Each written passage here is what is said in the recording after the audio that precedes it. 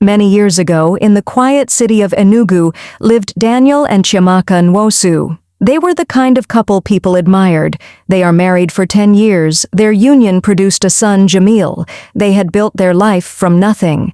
Chiamaka was a respected branch manager at a leading bank, while Daniel worked as a freelance graphic designer, which gave him more time with their son. Their home was peaceful. Daniel did the school runs, helped with chores, and was a constant presence in the child's life. Chiamaka earned more, paid most of the bills, cooked large batches of food every weekend, and they never argued about who did. Until one Easter weekend, everything changed. That Friday evening, Chiamaka returned from work exhausted from endless meetings. She went into the kitchen to prepare dinner, only to discover the freezer was almost empty. They had finished all the food she cooked last week. She scraped together a simple meal, promising herself she would go to the market the next day. The family ate happily that night, and later she and Daniel stayed up late, talking, laughing, sharing a glass of wine. But the next morning, Chiamaka woke up with a fever and aching joints. She could barely lift her head from the pillow.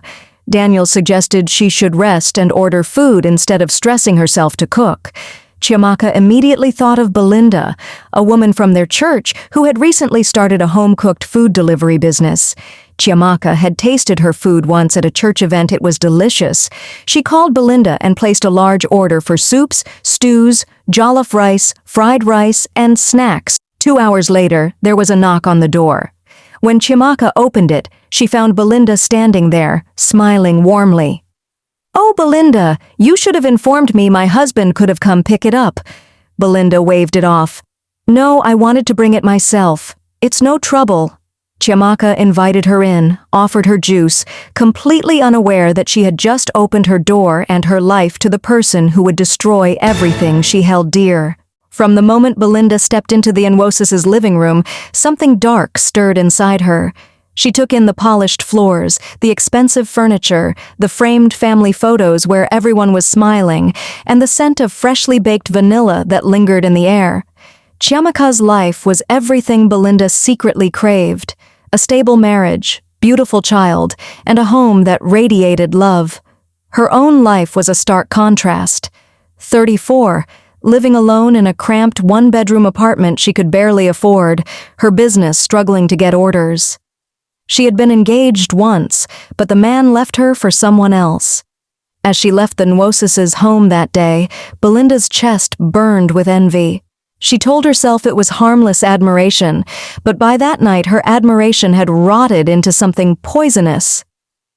The next day was Easter Sunday. Belinda cooked a heap of rice, stews, grilled chicken, pastries, and showed up unannounced at the Nwosus' house. "I wanted to celebrate with you and your family," she said sweetly. Chiamaka, warm-hearted and unsuspecting, welcomed her in. The day was filled with food, laughter, and stories. Belinda played with Jamil, and for the first time, shy Jamil warmed up to a stranger quickly. As Belinda washed the dishes later, she glanced at Daniel across the room, the way he laughed and placed his hand on Chiamaka's shoulder. A dangerous thought took root in her mind. "Nami go ride you," she said, whispering. Not long after, her friendly visits became more frequent, sometimes bringing breakfast for Daniel and Jamil when Chiamaka was at work. Sometimes lunch, sometimes dinner. And slowly, the Nwosus began to change. One evening, Jamil told his mom, "Mommy, Auntie Belinda's food is sweeter than yours." It was a small comment, but it was the first crack in Chiamaka's home. Weeks turned into months. Belinda was now a fixture in the Nwosu household. She knew exactly when Chiamaka left for work and when Daniel returned from dropping the kid off. Their son adored her. Daniel seemed lighter around her, more talkative. Whenever Chiamaka tried to cook, her family would eat a little, then quietly push the plates away. "Auntie Belinda's jollof tastes better," Jamil would say without looking at her. One Tuesday evening, Chiamaka came home early. She walked into her own living room and froze. Daniel, Jamil, and Belinda were curled up on the couch laughing at a comedy show. The sight stung her more than she expected. Later that week, it happened. Belinda arrived in the evening, carrying another pot of food. After they ate, she turned to Daniel and said casually, "It's late. I'll just spend the night." Before Chiamaka could respond, Daniel said sharply, "Let her stay if she wants." It was the first time in their 10 years of marriage that he had openly dismissed her in front of someone. That night, Chiamaka calmly told Belinda she couldn't spend the night. Daniel's face darkened. "What is wrong with you? She's done more for this family than you have in months." The slap came without warning. The man who had never laid a finger on her struck her across the face. Because of Belinda. From that night on, her marriage was no longer hers. The abuse began subtly. Cold silence, harsh words, then grew violence. Daniel now openly insulted her in front of Belinda. Sometimes Belinda would watch as he hit Chiamaka, smiling faintly, her arms folded.